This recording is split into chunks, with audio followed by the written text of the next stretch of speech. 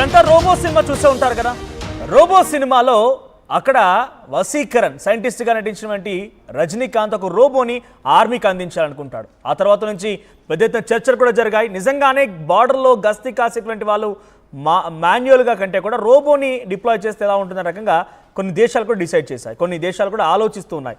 అంతలోనే యుక్రెయిన్ డైరెక్ట్గా రోబోల రంగంలో దించింది. యుక్రెయిన్ రష్యా యుద్ధంలోకి ఇప్పుడు రోబోలు ఎంట్రీ ఇచ్చాయి. ఉక్రెయిన్ తమ రోబోలని గస్తీ కాసేందుకు అక్కడ పనిలో పెట్టడమే కాకుండా ఏకంగా రష్యాకు సంబంధించిన సైనికులని కూడా నిర్బంధించింది. అయితే ఇక్కడ మన సినిమాలో చూసినట్టుగా ఎగ్జాక్ట్గా మానవ రూపంలో ఉన్నటువంటి రోబోలు కాదు ఇవి, గ్రౌండ్ రోబోట్స్. అంటే ప్రతిదీ కూడా మెషిన్ గన్స్, వాటంతటవే యాక్టివ్ అవుతూ ఉంటాయి, వాటంతటవే శత్రువులను పసిగడుతూ ఉంటాయి, వాటంతటవే పేల్చేస్తూ ఉంటాయి. ఇలా ఉక్రెయిన్ గ్రౌండ్ రోబోట్స్ని రంగంలోకి దించింది. అయితే మానవ రహిత సైనిక ఆపరేషన్లో ఉక్రెయిన్ ఈ నిర్ణయం తీసుకొని రష్యాకి బిగ్ షాక్ ఇచ్చింది.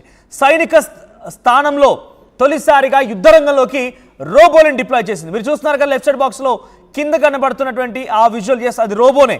దాంట్లో మ్యాన్ ఉండరు, ఒక మనిషి ఉండరు. ఎస్ ట్యాంకర్ రోబోస్గా చెప్తూ ఉంటారు.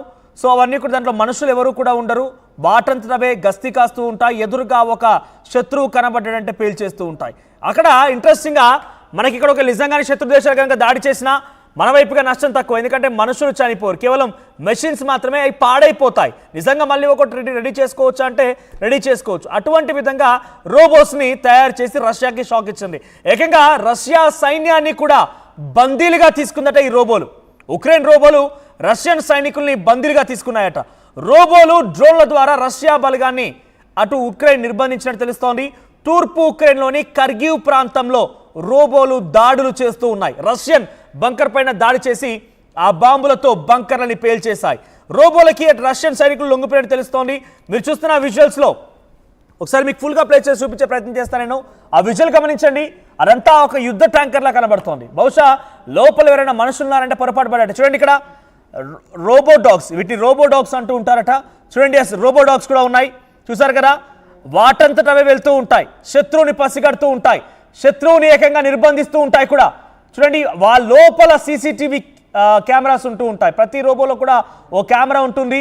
కనీసం అది రోబో అని కూడా మనం పసిగట్టలేం. ఆ కెమెరా చాలా పక్కాగా పనిచేస్తూ ఉంటుంది. అవతల వైపుగా శత్రువు వచ్చాడంటే చాలు. చూడండి, ఇక్కడ రెండు విజువల్స్ మీకు కనిపిస్తున్నాయి రోబోసే. ఇది ఏకంగా ఉక్రెయిన్కి సంబంధించినటువంటి అక్కడి ఇంటెలిజెన్స్ సంస్థ HUR అఫీషియల్గా తన వెబ్సైట్లో విడుదల చేసినటువంటి విజువల్స్ అన్నీ కూడా. రైట్ సైడ్లో మీరు చూస్తోంది ఒక రోబో డాగ్ అండ్ లెఫ్ట్ సైడ్లో ఒక robo tanker. So robo dogs and robo tankers, robo drones, వీటన్నిటి కూడా మాన్యువల్గా కాదు ఆటోమేషన్తో పనిచేస్తూ ఉంటాయి. ఈ ఆటోమేషన్తో పనిచేసినటువంటి ఈ అస్త్రాలను ఉపయోగించి ఇప్పుడు రష్యాకి చుక్కలు చూపిస్తోంది ఉక్రెయిన్. రష్యా సైన్యాన్ని నిర్బంధిస్తోంది. రష్యాకి చూడండి ఎంతలా పర్ఫామ్ చేస్తున్నాయో. అచ్చం ఒక మనిషిలాగే పనిచేస్తూ ఉంటాయి. అవన్నీ కూడా వాటిని పసిగడడం కూడా కొంత కష్టమే, బికాస్ అవి అవసరమైతే ఆత్మాహుతి డ్రోన్లుగా ఆత్మాహుతి దాడులు కూడా చేసుకుంటూ ఉంటాయి. అటువంటి విధంగా ఇక్కడ ఒక వ్యక్తి క్యారీ చేస్తున్నాడు, అదొక రోబోనే. అక్కడికి వెళ్ళి దాన్ని ఆన్ చేయగానే ఇక దాన్ని పని మొదలు పెట్టేస్తోంది. ఎంత దూరమైన వెళ్ళిపోయి అక్కడ శత్రువుని హతమార్చే ప్రయత్నం ఈ డ్రోన్లు చేస్తాయి. అయితే ప్రస్తుతం ఈ డ్రోన్లని ఉక్రెయిన్ వాడుతోంది. రష్యా పైన దాడులకి ఉక్రెయిన్ ఈ డ్రోన్లను ఉపయోగిస్తుంది. ఒకసారి మీరు ఆ విజువల్స్ చూడండి. రైట్, ప్రస్తుతానికి మీరు విజువల్స్ గమనిస్తుంటే విజువల్స్ చూడండి, చాలా పక్కాగా మానవరహిత డ్రోన్లని ఉపయోగించి ఉక్రెయిన్ రష్యా నిర్బంధించేస్తోంది. ఏకంగా ఆ డ్రోన్ల విజువల్స్ చూస్తున్నారు కదా, ఆ విజువల్స్లో మీరు గమనిస్తే ప్రతిదీ కూడా ఆటోమేషన్తో వర్క్ చేసేదే. అక్కడ మాన్యువల్గా ఏమీ ఉండదు. అవతల వైపుగా శత్రువు ఉన్నాడనేటువంటి విషయాన్ని కనుక ఈ ఆటోమేషన్ రోబోస్ పసిగడితే ఇక అంతే సంగతి.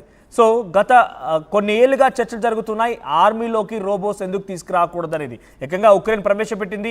రష్యా ఎత్తులని చిత్తు చేయడానికి ఉక్రెయిన్ ఈ ప్రయత్నం చేస్తోంది. ఎస్, మరిన్ని అప్డేట్స్తో మా ప్రతినిధి మధు సిద్ధంగా ఉన్నారు. ఎస్ మధు, రష్యా ఉక్రెయిన్ యుద్ధంలో ఏకంగా డ్రోన్లు ఎంట్రీ ఇచ్చాయి. కొన్నేళ్ళుగా చర్చలు అయితే ఉన్నాయి. నిజంగా యుద్ధరంగంలోకి ఆటోమేషన్ రోబోస్ కనుక దిగితే కొంత నష్టం తగ్గించవచ్చు, బికాజ్ డైరెక్ట్గా మనుషులు చనిపోయేటువంటి సంఖ్య తగ్గుతుంది. కాబట్టి డ్రోన్స్ని, ఈ యొక్క ఆటోమేషన్ రోబోట్స్ని ప్రవేశపెట్టాలని నాకు ఆలోచనలు అయితే ఉన్నాయి. కొన్ని సినిమాలు కూడా వచ్చాయి వాటి రూపంలో. కానీ ఏకంగా ఉక్రెయిన్ ప్రవేశపెట్టింది. ఇప్పుడు అద్భుతంగా రష్యన్ బంకర్ని పేల్చేస్తున్న రష్యన్ సైనికులను కూడా నిర్బంధిస్తున్నారు. ఎలా చూడాలి? రష్యా ఉక్రెయిన్ యుద్ధంలో ఏకంగా టెక్నాలజీని ఉపయోగించి ఉక్రెయిన్ చేసినటువంటి దాడిని రష్యా ఎలా అడ్డుకోబోతోంది? అంటే గతంలో మనం చూసాం రోబోలు అనేటువంటిది మానవ రహితంగా పనిచేయడానికి చాలా ఈజీ వే కనిపెట్టినటువంటి పరిస్థితి. దాంట్లో రోబోటిక్ సర్జరీస్ చేస్తా ఉన్నారు, ఇంట్లో పనులు చేస్తా ఉన్నారు. మనం చేసే పనులు చాలా తేలికవుతాయి రోబోల వల్ల. ఇదంతా పక్కన పెడితే యుద్ధ రంగంలో కూడా రోబోలు రావడం అనేటువంటిది ఒక కొత్త శకానికి నాంది పలికినట్టుగానే దీనికి ప్రస్తుతం ఈ ఉక్రెయిన్ దేశం దీనికి వేదిక అయింది. రష్యాకి సంబంధించినటువంటి సైనికులని టార్గెట్ చేయడానికి రోబోలను మొదటిసారి ప్రపంచంలోనే ఫస్ట్ టైం యూజ్ చేసినట్టుగా చెప్తా ఉన్నారు. దీంట్లో ప్రధానంగా ఈ operation elite third separate assault brigade అనేటువంటి వాళ్ళు నిర్వహించారు. దీనికి సంబంధించిన బ్రిగేడ్ నిర్వహించింది. 2 రోబోలు రష్యన్ బంకర్లపై దాడి చేస్తున్నటువంటి విజువల్స్, బాంబులతో పేల్చేసినటువంటి విజువల్స్, సైనికులనే వాళ్ళను బందీలుగా చేసుకున్నటువంటి పరిస్థితి. అంటే ఫ్యూచర్ లో యుద్ధం అంతా కూడా మానవులకు నష్టం జరగకుండా కేవలం రోబోల వారీగా ఆస్తి నష్టాలు, వారి సైనిక సంపత్తిని నష్టం చేసేటువంటి విధంగా ఈ దాడులు జరిగేటువంటి అవకాశం ఉంటుంది. డ్రోన్ల రూపంలో, ఈ రోబో రూపంలో ఈ దాడులతో ఫ్యూచర్ లో యుద్ధం రూపురేఖలే మారిపోయే పరిస్థితి చాలా స్పష్టంగా కనిపిస్తా ఉంది జరుగుతున్నటువంటి తీరు. సో మొత్తానికి ఇది ఫస్ట్ టైం ప్రపంచంలోనే రోబోల ద్వారా ఈ రకంగా దాడికి దిగడం అనేటువంటిది ఉక్రెయిన్ చెప్పే ప్రయత్నం చేస్తా ఉంది. ఉక్రెయిన్ డ్రోన్ రోబోటిక్స్ సంబంధించినటువంటి కార్యక్రమాన్ని చాలా పెద్ద ఎత్తున విస్తరించి ఫ్యూచర్ లో ఈ రకంగా ముందుకు వెళ్ళాలి అనేటువంటి ఆలోచన చేస్తున్నట్టుగా దీని ద్వారా బయటపడే కనిపిస్తా ఉంది. సో మొత్తం ఫ్యూచర్ లో రోబోలతో యుద్ధం జరిగే పరిస్థితులు కనిపిస్తా ఉన్నాయి ఈ సిచ్యువేషన్ చూస్తుంటే. Right Madhu. So Russia Ukraine యుద్ధంలోకి రోబోలు రంగ ప్రవేశం చేశాయి. దీని ద్వారా అవతల వైపుగా ఉన్న శత్రువు యొక్క ఆస్తి నష్టాన్ని, ప్రాణ నష్టాన్ని ఎక్కువగా మనం తీసుకోవచ్చు. వాళ్ళలో ఆ నష్టం కూడా వాటిల్లుతూ ఉంటుంది. అటువంటి సిచ్యువేషన్లో మన వైపుగా ఇప్పుడు ఉదాహరణకు ఉక్రెయిన్ డ్రోన్లు వాడుతోంది. అంటే ఇక్కడ 10 మంది చేసే పని ఒక రోబో చేస్తోంది. అంటే ఇక్కడ రోబోకి నష్టం వాటిల్లి రోబోని పేల్చే ప్రయత్నం అటు అవతల వైపుగా రష్యా చేసినా కూడా కొంత నష్టం తక్కువ. బికాజ్ మనుషులు బతికే ఉంటారు. మనుషులు బతుకుంటే ఇంకా 10 రోబోలు తయారు చేయొచ్చు, 10ల సంఖ్యలో రోబోలు రావచ్చు. కొంత ఆర్థికంగా ఆ రోబోలు తయారు చేయడం కోసం డబ్బులు వెచ్చించాల్సిన అవసరం ఉంటుందేమో. కానీ ఉక్రెయిన్ ఇప్పుడు డ్రోన్లను, ఆటోమేషన్ రోబోస్ని, అటు రోబో డాగ్స్ని, రోబో ట్యాంకర్స్ని ప్రయోగించడం చేత రష్యాలో తీవ్ర నష్టం వాటిల్లడంతో పాటుగా రష్యా సైన్యాన్ని కూడా 10 మంది చేసే పని ఒక్క రోబో చేస్తుంది. 10 వైపులుగా నలుదిక్కులుగా కాపుగాస్తుంది. ఒక మనిషి ఉన్నాడంటే డెఫినెట్గా మిలిటరీ మనం తగ్గడం అని కాదు, మిలిటరీ ఉన్నటువంటి ఆ సోల్జర్స్ కానివ్వండి, మిలిటరీలో పనిచేసే ఆర్మీ పర్సన్స్ కానివ్వండి ఒకవైపుగా చూస్తూ ఉంటారు. కానీ ఇది 360 డిగ్రీస్ ఫాలో చేస్తూ ఉంటుంది. Because it's automation, sensor system ఉంటుంది ఆ రోబోకి. సో ఎటువైపు నుంచి వచ్చేటువంటి శత్రువుని కూడా పసిగట్టి చంపేయగల సామర్థ్యం ఈ రోబోలకు ఉంటుంది. 10 మంది చేసే పని ఒకరే చేస్తూ ఉంటారు. సో ఇప్పుడు ఉక్రెయిన్ డ్రోన్ల ప్రయోగం ద్వారా రష్యాని ఉక్కిరి బిక్కిరి చేస్తోంది. రష్యాకి ఏకంగా బిగ్ షాక్ ఇచ్చిందని చెప్పాలి.